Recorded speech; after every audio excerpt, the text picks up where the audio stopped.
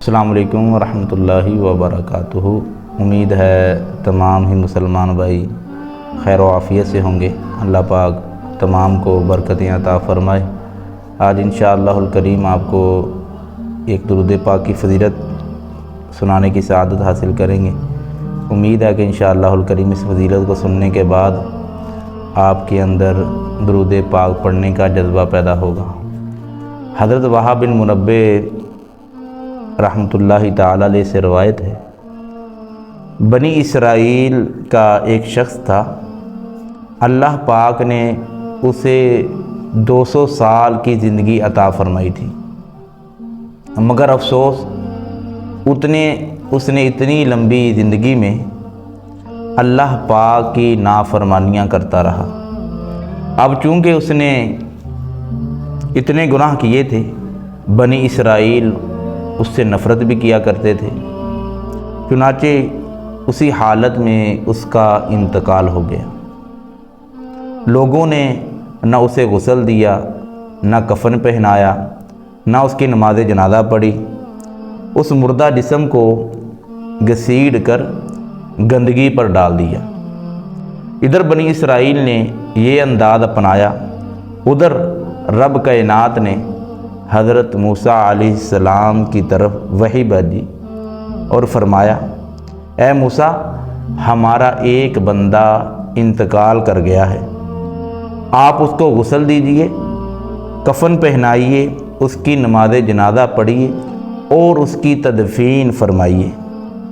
چنانچہ حکم ربانی پر حضرت موسیٰ علیہ السلام اس مقام پر پہنچے۔ بنی اسرائیل اس کے بارے میں پوچھا، آخر اسے گندگی میں کیوں پھینکا؟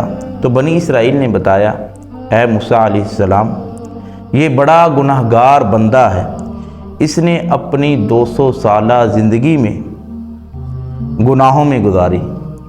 یہ سن کر حضرت موسیٰ علیہ السلام کو حیرانگی ہوئی، اللہ پاک کی بارگاہ میں عرض کی، اے رب کریم، بنی اسرائیل تو کہہ رہی ہے کہ یہ بڑا گناہگار بندہ ہے، اس نے 200 سالہ زندگی میں گناہ ہی گناہ کیے ہیں۔ اللہ پاک نے فرمایا، اے موسیٰ علیہ السلام، بنی اسرائیل سچ کہتے ہیں، واقعہ یہ بندہ بڑا گناہگار تھا، مگر جب یہ بندہ تورات شریف کھولتا تھا، ہمارے محبوب نبی حضرت محمد مصطفیٰ صلی اللہ تعالیٰ علیہ وآلہ وسلم کے نام پاک کو دیکھتا تو ہمارے محبوب صلی اللہ تعالیٰ علیہ وآلہ وسلم کے نام پاک کو ادب سے چومتا اور اسے آنکھوں پر لگاتا اور درود پاک کے نذرانے بھیجا کرتا تھا۔ اے موسیٰ علیہ السلام، اس کی یہ ادا ہمیں بہت پسند آئی، بس اسی نیک عمل کی برکت سے میں نے اس کے سارے گناہ بخش دیے اور میں نے اس کا نکاح 70 حوروں کے ساتھ کر دیا۔ پیارے اسلام بھائیو، کیا شان ہے درود پاک کی! اندازہ کیجئے، بندہ گناہگار ہے، اس نے 200 سال گناہوں میں گزارے، لیکن محبوب خدا احمد مجتبیٰ محمد مصطفیٰ صلی اللہ تعالیٰ علیہ وآلہ وسلم سے محبت کرتا تھا، اسی محبت میں سرشار ہو کر درود پاک پڑھا کرتا تھا، اور درود شریف بھی کتنا پڑھتا تھا۔ روایات میں یہ نہیں بیان ہوا کہ 1000 مرتبہ پڑھتا تھا، 500 مرتبہ پڑھتا تھا، 300 مرتبہ پڑھتا تھا، 200 مرتبہ پڑھتا تھا، ایسا نہیں ہے۔